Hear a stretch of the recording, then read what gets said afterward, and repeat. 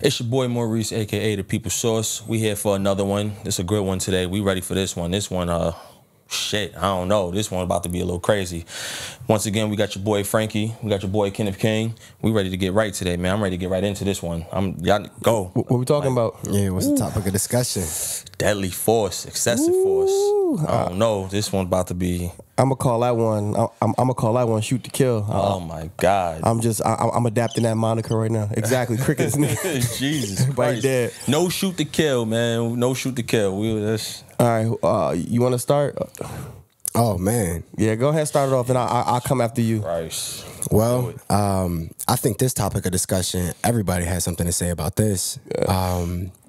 You know, man, being somebody involved in protest, right? Before like Black Lives Matter was this popular thing, right? I was already doing, marches and protests since Trayvon Martin, out in New York, actually. And just the whole concept of deadly force, excess force, has always been prevalent, especially in communities of color. Right. Yeah. And something that, we're all afraid of. I could be driving, and as soon as a cop gets behind me, okay, boom, lower the music. Straighten your shit straighten up. Yeah. It's definitely a fear, right? Because one of the things that I've recognized and realized is that, like we said in the last episode, is they're operating in fear sometimes too. They don't know who they're getting behind, right? And what they're going to or what they're dealing with. And it's almost like fear projecting fear, upon one another. And I mean, we see time and time again, excess force being used, especially with people who are unarmed, or finding alternatives, to dealing with certain situations that didn't have to end with the life of somebody. Right. Because we're dealing with people, man. We're dealing with real human beings. Somebody's life doesn't have to end because of some miscommunication or someone having a bad day. Heard you. Or someone operating in fear to the point to where they don't know how to operate outside of their gun in their hand. Right. You know what I mean? And I come from a city where it's prevalent. Chicago, it's excess force. Okay, so I mean, I can echo every sentiment that you just made. And this one is difficult for me because, the whole point of this is listening to each other's perspectives. We both have different backgrounds. We both come from different things. But this is one that's going to be tough for me because I've never seen or heard a perspective that can justify the amount of times you shoot a teenager. And the one that comes to my mind is I think it was Laquan McDonald, 16 times. Chicago, correct? Chicago. Yeah. 16 times. If my memory serves me correctly, I apologize if I'm ill-informed, but I think he only had a knife. Yeah. And he got blown away. Literally. And while I understand it's a difficult scenario, and I have read articles about like police officers and their training, that that's why I said shoot to kill. They're trained to shoot to immobilize you, disarm you. And I just think that can be done in so many different ways, particularly if you're dealing with firearms, which I hate, by the way. But if you're going to handle that, that gives you a whole different level of power, and it's going to implement a whole different level of fear. So putting 16 bullets in that boy's back and that boy's body, there's no justification for that. It's egregious. His parents should never have had to bury him, regardless of what crime was committed. And that's just where I stand on that. So this one is going to be heavy on me as well, because just listening to you two, touch on certain things, I realize how important it is and how a person must conduct themselves when they're in possession of a gun. I know a lot of times, if you want to play around, you get excited, you have a gun, you know what I mean? For me, the one thing that I always said when I did, when I decided to, move forward with taking this, taking the job of a police officer is, I hope and pray I never, ever, ever, ever have to take someone's life. That is some shit that I take very serious. I don't play around with my guns. I don't do anything with my gun. I don't play those games. Okay. You touched on, the young man from Chicago. I completely agree. I don't think anyone should be shot 16 times. Right. I also understand every situation is different. If we just talk about that particular situation, that's exactly why he got convicted. You don't shoot, especially when a person's already down. You know what I mean? You don't shoot a person 16 times. Your lack of judgment obviously is just extremely poor. But there was another situation, and I don't know if this one was from Chicago, but it was a female teenager, and she got hit almost the same amount of times. Now, she was, in that situation, I believe she was charging at the officer. And I think we talked about this one, and she had a knife. Oh no, she was in an altercation with somebody else. Right. And in an attempt to protect the girl she was charging at, she got hit 13, 14 times. No, I don't. So what I don't want to do is, because I'm not too clear on how many times the young girl actually got shot. Way more than she should have. But what I will say is, let me do this, because I realize this one's going to go. Let me ask you this before you go. Is there any situation, particularly with a female teenager, is there any situation where 2 bullets wouldn't immobilize that person? 2 bullets. I mean, 2 bullets can kill him. So 1 bullet can kill you. Right. So here's the thing. My point. That's why I said let me do this, and I am going to answer your question, but I feel I have to do this first. As a police officer, and I want to make sure I give people the information first before I move forward with anything else. As a police officer, when you go through firearms training, you are trained to, quote unquote, stop the threat. Not shoot to kill, stop the threat. Obviously, when a person is engaged, at that very moment, an officer would have absolutely no idea if those bullets actually hit that person, unless the person actually goes down. You have absolutely no idea, because the bottom line is, it's not even real to say, okay, hold on, let's do this. Bop, bop. Nope. Bop, bop. So is there a certain number, or? There's no, that's the thing. That's what I need people to understand. There is no number that gets told to you, hey, do this, maybe do that. You got to realize, when you go through a firearms academy, you're being instructed by firearms instructors on what to do for those particular scenarios. Hey, give me 2 shots, put your weapon in a low ready position, assess it, and then engage again. Give me another 2 shots. That's all training. That's just to get you through muscle memory. Constantly get you going through scenarios where you have to maybe engage, maybe reassess, see if you need to re-engage. Yes, you go through those scenarios. What I'm saying is, those are targets that are absolutely not moving.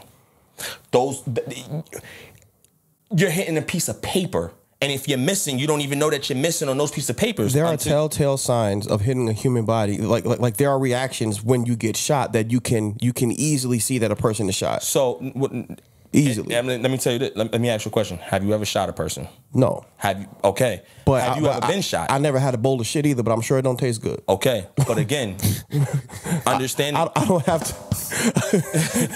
I understand what you're saying, but you gotta realize, don't have to know. I've never shot a person either, bro, and that's my point. I've shot at targets only. What I can say, and again, under no circumstances, let me be very clear on something. With this topic, under no circumstances am I ever validating a person to shoot another person 16 fucking times, or any amount of times, to the point where you just seem like you're just shooting your gun now. And I don't care if that's on the law enforcement side. I don't care if that's anybody. No one should be shot 16 times. So let me be very clear. I'm trying to make sure that I give people the information for why a situation can, you can see a person getting shot multiple times. You got to realize something, bro.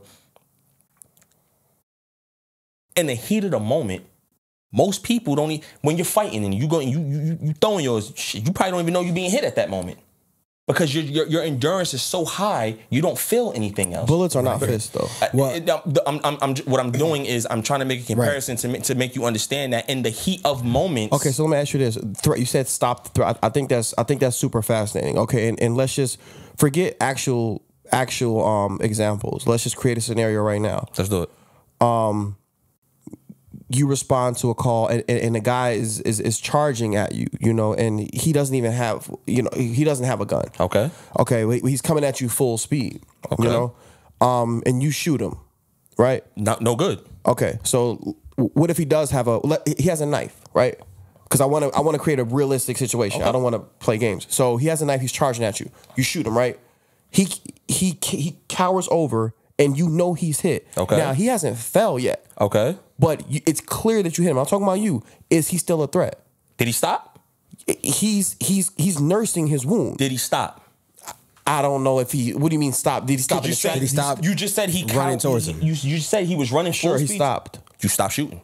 Okay, but what if he's okay? What if he walks toward you then? What if he's not running now? What if he's, you know, still coming towards you? Now you shooting him again? So now you keep creating distance. Listen, as you move forward, I move backward, because bottom line is I've slowed you down now enough to where I can assess. Okay, so what you're saying is, in theory, that person has already been. He should not be shot again. No. Okay. No. You, especially with the scenario that you presented, he was shot. You can clearly see him hunch over as if that bullet struck him. Right. He has now stopped pursuing. Now, how many cops would ever fucking do that? Well, he's still moving. Listen, he still has a knife. Multiple more shots. But no, I hear what you're saying, Yeah. but from somebody who's, you know, has a concealed carry, you know, if somebody was coming at me with a knife, I'm drawing my weapon. That's fine. But I said, as a non-police officer, I'm drawing my weapon, and you're gonna get maybe a couple warnings from me before I pull the trigger. Right. Here's what I want Kenneth to understand. It takes approximately 3 to 5 seconds for a person to close on you, and that's with 21 feet. 3 to 5 seconds.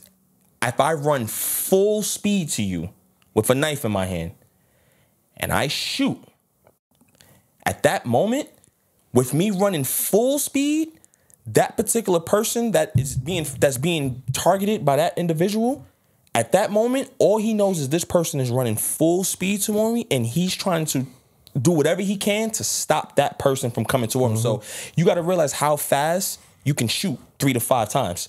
It doesn't take that much time. Bah, bah, bah, bah.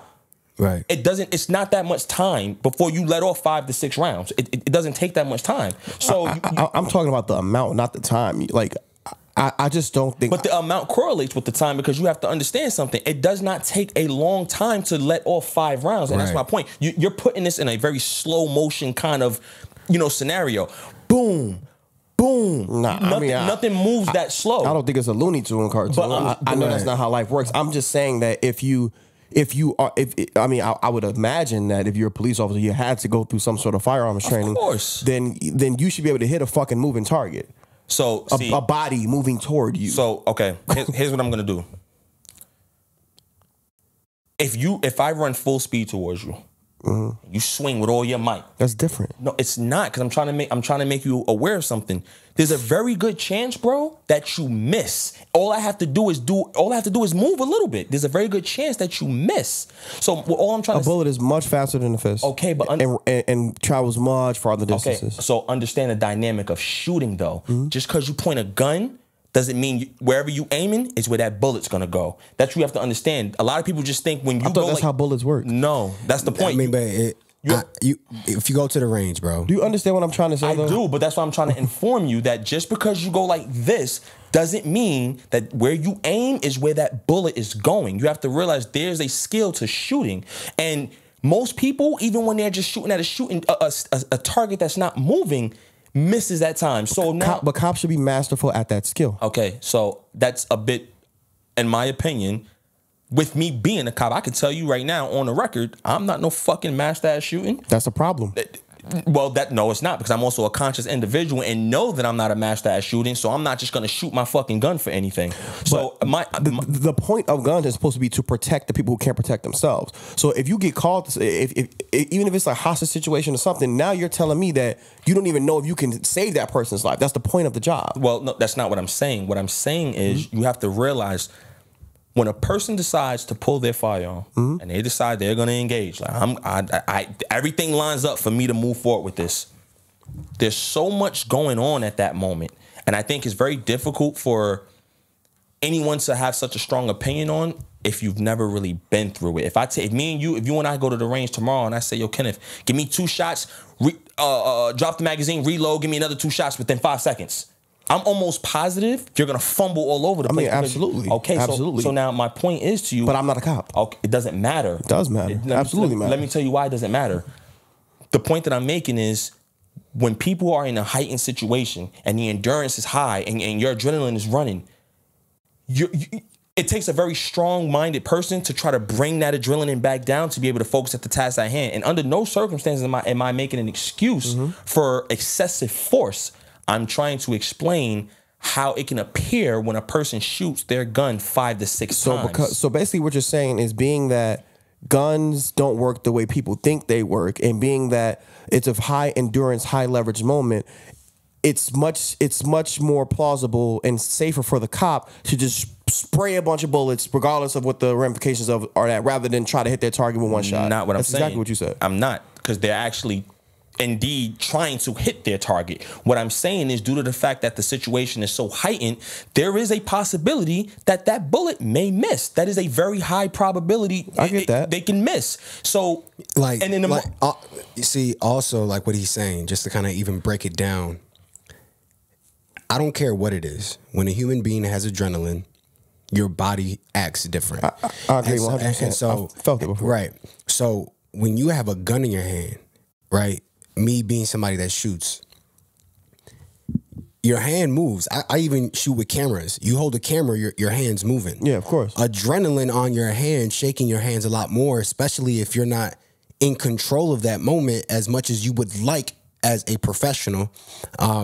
There is a probability that when you're letting off rounds, you might miss. Now, this is not me justifying a person dying or being shot. Right. This is just me talking about how someone who understands guns and they're shooting off, if their attempt is to land at least one, more than likely they're going to pull the trigger more than once. Okay, so because they might have missed due to the circumstances that were happening. And they didn't even know that they missed. So let's move away from because I don't want this to be a conversation about marksmanship. Let's move away from that and let's just talk about, you know, the thinking in that situation. Let's talk about what needs or should be going through an individual's mind as a human being and as an officer. Right, because I also have a question in terms on the other side, being somebody who conceals, right? Because in training, we're also taught, you know, you got your yellow, your orange, your red, different threat levels of when you can actually engage. Engage, exactly. What if I feel threatened by a police officer? You know what I'm saying? Like, I mean, elaborate. Like when you so for example, just because that person's a police officer, knowing how things happen where I'm from, of people getting shot and being killed, right? And if I feel threatened and a police officer is drawing a weapon and I'm like, yo, like this is not supposed to be how I feel like my life is threatened. Right. You know what I'm saying? And I'm not saying in that particular scenario he has his weapon drawn at me in a place where he can easily pull a trigger. But what if I feel like my life is threatened? Do I have the right to pull my gun out? That's a good question. So as somebody who's a concealed carry, I legally own a weapon, and I'm not supposed to draw that weapon unless I feel my life is threatened. And yes, you're a cop, but I feel my life is threatened. I'm going to answer this as truthful as I can. And this is my opinion, and this is not a right or wrong answer. This is just my thinking and how I. So, but is there a right or wrong answer? I don't believe there is a right or wrong answer to this. So what I will say is, I can give you an answer that what I would prefer a person did, just to make sure that everything, you know, hopefully worked out for the best for both parties. In the event a cop made you feel so threatened that you thought this was life and death, and you are licensed to have a firearm on you, and in the event you felt like this was a life and death situation to engage, what I will say is this: don't engage. Let me tell you, because you're gonna lose in court. It's a wrap. And if he has everybody, good night. For so many reasons. That was the best way that I can, and for so many reasons. One, you have a person who is governed by the law to enforce the law. So now you have to realize articulation is everything on this job. 100%. Everything. So regardless if you've been given, you know, the authority to have a firearm on you, if you reach for that gun and you try to say that you shot a cop because you felt like your life was in danger, good luck. Because I don't even know how you're going to be able to articulate that at that moment. Oh, and let me tell you why. You obviously know this is a person that is in a position of power. You obviously know that this person, due to certain circumstances, will have the green light to stop the threat if he needs to, AKA kill you if he needs to. Why in the world at that moment would you even give him that much leverage to pull that trigger? Why would you reach for a gun, even if you said to him, hey, officer, listen, I have a permit to carry. I do have a firearm on me. I just want to let you know that. Most officers at that moment are probably going to say, okay, first question, where's that gun at? It's on the right side. Is it holstered? It's holstered. It's on the right side hip. Okay, don't reach for that gun. Don't move, actually. But that sequence isn't conducive to what he's talking about. It is, because now he's informing him not to even go to right, but I'm saying we'd be having a full conversation. That's what I'm saying. Like I'm saying in a scenario where my life is threatened, where they could be in pursuit, or something could be happening, where I'm afraid, or mistaken identity. Right. I'm scared for my life, and and now I'm in a situation where it's like I feel like, yo, they're about to target me. Like I mean, he answered it. The answer is you can't. Right. The answer is no. And then also at the same time, if cops come in, they're gonna kill me anyways, because now I shot a cop. 100%. So again, in that situation, if you are already in life or death, bro, don't do anything. Don't do anything. Just die. It's not just, well, here's the thing. You only die if the trigger gets pulled. You only die if the trigger gets pulled. So by saying it's life or death, you haven't said anything about you actually being shot. You said it is life or death, in your opinion. Well, it's the same perspective from a police officer thinking that they're in a life or death situation, so they draw their weapon. Yeah. It'd be me feeling like I'm in a life or death situation, so I'm drawing my weapon. The only difference is what you're saying is we're two same human beings, but that person has a badge. They're governed. They have certain right. They have certain powers. Fam, if me and you go outside in that street right now and beat the shit out of each other, and the police come, we're both going to jail. But guess what? If we haven't, it depends, bro. Listen, if me and you, if that's let me say it a different way. We have committed a crime. We have committed battery against each other. However, if we have an audience and we sell tickets, now it's a sport. It's the same concept. That's the same thing about what you're talking about. If we have an audience, when we put our bare knuckles, even without it, and we sell tickets, we are now in a sport, and they cannot take us to jail. It's the same concept. So you're not elaborating on your scenario. Just saying if him and I get into a physical altercation, we're both going to jail when police respond. No. That's not true, bro. That wasn't my point. What I'm saying is he's saying, if his life feels threatened, if it happens to be a police officer, the rules change. And I'm saying if him and I are committing a crime, but the scenario has changed, being that we have an audience, we sold tickets, we're still fighting, we're still doing it. The same act is being committed. It's just not illegal. It's the same thing like if we dog fight, that's illegal to kill dogs in that way. Right. But I can go shoot a deer in the head during hunting season. Understood. That's what I'm saying. Understood. So it's fucked up, but it's the sad truth. So go right back to what I'm saying about it's all about circumstances. Everything is circumstantial on this job, bro. Everyone, it's not even reasonable, and it's not realistic to say, well, shit, I'm gonna pull my gun on this cop because I feel threatened by him. Bro, you know how many people in this world feel threatened just with the presence of a cop? A cop don't even have to move. Yeah, because of shit like this. Understood. Right. But because we know, but I think he's saying like there's a feeling of just hopelessness, like that we have to try to get past, and it can't just be saying everything is circumstantial. No, like this shit seems to happen all the fucking time. You gotta understand, like PTSD, like real talk, like people move how they move because we are really scared of cops to the point where it's like, gee, your circumstances, my circumstances. So because you're a human with a badge, you can justify the fact that you can take a life and be in that position. But me feeling the same type of threat can't do that without dying, losing my life, or being put in jail forever. And I'm not saying it's okay to do that. All I'm saying is the harsh reality. The circumstances from human to human is the same. The only indifference is the law that you get to abide to that I can't. Let me tell you something, Frankie. I can't tell you how many times I've had to interact with our own kind, black people. I'm a black man, bro, but they see that uniform first. I can't tell you how many times I had to say, yo, my brother, listen to me.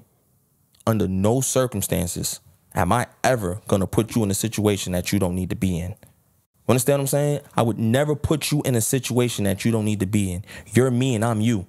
So if I don't take care of you, who is? I am not going to put you in a situation that you don't need to be in. First and foremost, calm down, bro. But that's you. I understand that, but here's what we're talking about. If we're trying to get to where you can only speak from your perspective, there are hundreds of thousands of situations where that doesn't happen, and that's why it's problematic. Most cops don't care about calming somebody down, and most cops understand and thrive off of that initial fear that they give us. I don't give a fuck I don't give a fuck if it's a traffic stop. Your heart just starts beating, and there's something there. There's something to be said about the fact that some officers, like, it's almost like primal. They need that. Like, they thrive off that. They understand. They can smell that shit. So you're saying you might be able to navigate that situation. That's cool. We're not talking about you. You need to tell I would appreciate if you tell us why in your experience with your colleagues or whoever, why does everyone not behave that way? Why is that fear that, you know, this might be my last day on earth? So over a traffic stop. I can never give you an answer for the mindset of others that's involved on this job. What I can tell you is things that I think is the issue and what I see with my own two eyes, and again, I truly believe that you have a very large group of people on this job that are not equipped with handling high pressure situations. And again, let's stop going to training. Training's not going to solve that problem. Okay, so what's the best way to make a decision on the fly? Like what's to switch gears to another topic, to handle an extremely volatile situation? Like, what's the best way to almost like ditch your like sometimes your training might get you killed. Absolutely. So what's the best way to navigate situations where you might have to make, alter your training on the fly? Like, how do you do that? Volatile situation, your life is at stake, this person's life is at stake, this person's life needs to be saved. Like, these are the answers people want. This is why we're here. All you can hope for is that individual that's there taking care of that situation knows how to handle things on the fly and knows how to ultimately revert to being able to calm a person down without having to get violent, without having to get physical. And again, I don't have that answer, bro. 100%. I got to sit here and say I don't have that answer. If you ask me now, how do you handle it? I can always give you an answer for how I handle shit like that. I can't answer for what thousands of people that perform the same job as me. I cannot give you an answer for how they can go about to ensure that nothing gets too carried away and gets too out of hand. So now we're talking about people getting hurt or people possibly being killed. I can't give that answer. What I can say is the best thing for a cop to do, one, is to be accountable for their own actions, to actually understand what their role is and understand how impactful the shit that they say and do matters. Understand that you're dealing with people when they are probably at one of their worst moments. Right. And you need to realize that you can't be on 10 and that person be on 10. That's a setup for disaster. So as the cop, you need to understand I'm coming into this to calm this shit down, not come here and turn this shit up. So when you show up and Frankie's on fire and you on fire and both of y'all actually on fire? Not on fire actually, but Frankie's up. Frankie's upset. Here all week. Frankie's upset. You're upset. You're trying to go after Frankie. You're trying to you want to fight. Listen, whoa. Bro, I need you to calm down. Listen to what I'm saying. Focus. Stop looking at him. But now you touching me. Now. Okay, how about this? I won't touch you. Listen. Yeah, that's definitely one thing I hate that shit. I hate that, bro. Okay, but you got to realize some people, and when a person says "don't touch me," here's the problem. Here's the problem, bro. You got to realize everything that you would hope not to happen sometimes has to happen. Don't fucking touch me. Okay, so now I move out the way, and now you go attack him, and now he's bloody. And he's looking at me like, yo, why did you let him get to me? Nah, I think that scenario is different, but I will say if there's one thing that I've seen consistently is whenever a regular civilian tells a police officer, yo, don't touch me, they don't like that. They hate that. Cops? Yeah. But because a lot of times, I feel like they don't like that at all. Bro. And see, a lot of this shit I can't fathom. And the reason why I can't fathom it is because I don't see myself in those roles. So when you telling me that, I would think the natural response would be, yo, bro, don't put your hands on me. Okay, cool. I won't touch you. I mean, we don't want. No one wants people in a personal space like that, especially 100%. A person like that. Like, why are you? There's no reason for you to be touching me. Cause it's like now this is going to escalate. For sure. Let me pose an example to you then, and I want you to answer it. If I did show up and you're charging at someone, and you say to me, yo, don't put your fucking hands on me. That's different. No, I'm just right. That's a little different versus like going among groups of people. Like, or what happened? Like, first of all, what happened is you about to get your hands off me. That's okay. So again, I don't know if that's something that you guys experienced enough. I don't see definitely. For me, I haven't seen many cops walk up to a person and say, "Hey, tell me what's going on." No, I haven't really seen. No, it'll never stop like that. Obviously, they're called for a reason, and they get there. And in most cases, if it's a group of people, that's when those things become more prevalent and start to escalate in that situation. So now they're being reactive to people that are there and calling people in, and then all of a sudden you got officers touching people because they're trying to take control of the situation. Mm-hmm. Even so much so, like I remember seeing one of my guys like being mishandled by a police officer, and everything inside of me, bro, wanted to step in. Man, everything inside of me, I wanted to, and not out of like an instinct. It was out of my instinct to protect my guy. It's not because you going too far, right? Like two rag dolls instead of one. Like I didn't want to go in there and like, oh, it's a police officer, I want to hurt him. No, yo, like. Now y'all doing too much. Mm-hmm. You're doing a little bit too much. Mm-hmm. And in any normal situation, if that was your son in another situation being involved in that, you would want somebody to step in on his behalf. I really want to say something to that. This reminds me of something that I really wanted to say about this. I have actually never, ever had any truly negative experiences myself with the police. I know that's shocking to hear. The dislike that I have for police is by the way I see them treat people that look like me. Police have, by and large, been very pleasant to me. I high-five them sometimes in the Gold Coast. They know me by name. I've never gotten a ticket I didn't deserve. I've never had a cop be rude to me. I've never had a cop be overtly racist to me. So these are things that I see that disgust me. But you know why that is? You know why I'm able to navigate in those situations? Because I'm tall, I'm handsome, I'm articulate. You're not handsome.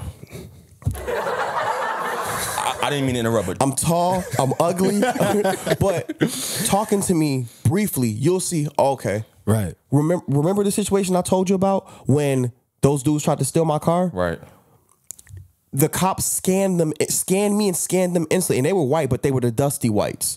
So he looked at me and he's like, that's the enemy. And I felt good about that. But there's people that don't look like me, that don't speak as well as me, that aren't going to be dressed as well as me. They deserve that same courtesy and that same wherewithal. Right. So I want to make sure that I stay on course with deadly force and how it becomes excessive, or force in general, and how it becomes excessive, because I don't feel like my message is coming across as clear as I want it to be. And let me say this.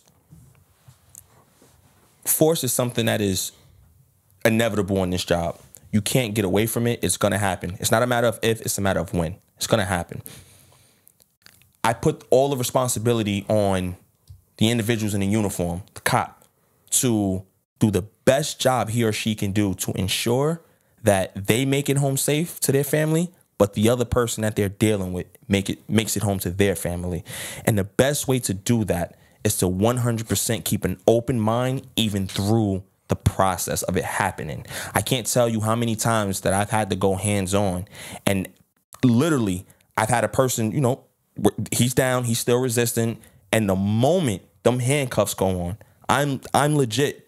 I'm rolling him over, I'm picking him up, I'm standing him up, whatever I need to do to ensure that I show him, bro, I'm not trying to hurt you. I think part of this is what the other person, being on the opposite side of being of law enforcement, I think the thought process is this person wants to hurt me. So I think the natural instinct is to go in defense mode and immediately start to feel like you have to protect yourself. Because we're constantly reminded of what you and I have talked about, a cop that we both know, and we talk about a certain situation. And I asked him flat out, and I told him flat out, this is wrong. Just because you got spit on doesn't mean you get to slam somebody on their head. And what was his response? We don't have to follow the rules, and so many cops fucking feel like and that. You want to know something? When Kenneth told me that shit, I said, bro, first of all, it was more impactful because we actually know this person. Yes. So when he told me that shit, I said, let me be extremely clear. That is not fucking true. Like, it is though. But see, no, it's not true. It's No, not listen, true, it's not bro. true. Listen, in theory, Right. in theory, on paper, that looks good, but Right. in reality, it's not, because His guess eyes what? meant that. His heart meant that. Right. And this He cop meant that shit. Right, but this cop could be standing in front of this cop, and guess what? That cop's not going to go against him and say, Ever, yeah, nigga. he was excessively doing something. Ever. He's going to be like, yeah, I would have done the same follow thing. the rules, and they know that. But that goes back to what we talking about originally, not being from the same neighborhood, fear, because he's not from where we from. Right. So then so now I pose a question. So if that was the case, then why am I disagreeing then? But I'm not saying everyone's like that, Right. but I'm saying the inherent fear comes from people like that. Right. Cops like that. The disgust that people like me have is from cops like that. And what I told Kenneth, because a lot of shit that this particular person says, what I told Kenneth, I said, I think he's doing that just because he knows you guys are not involved in this realm. You guys are not involved in law enforcement. And I feel like he think that's his moment to grandstand, to beat on his chest and make it seem like he's above you. But in all reality, But guess how many people are like him? Right. Give me 1 second. When he is actually at work, I can almost guarantee you he's not out. He's not moving like that. And I'm going to tell you why.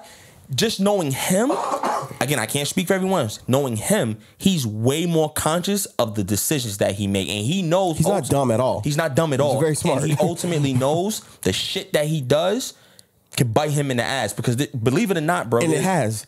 And believe it or not, there's so many policies and procedures that cops have to follow. It is absolutely absurd, bro. So what you got, part of what I want to make clear is there's a lot of shit that you guys aren't seeing or hearing behind the scenes. Cops are getting in trouble every fucking day, just not to the extent of what you guys obviously want to see. I mean, they're still getting paid. They get on desk duty. I mean, bro, that's not trouble, bro. No, listen, that's a slap on the wrist. Listen, cops are getting in trouble. What you deem to be trouble, everyone has a job, and everyone's job has a different level of, I guess, disciplinary act for whatever they do. So there's certain things that one cop, I mean, something might not warrant a certain level of a punishment.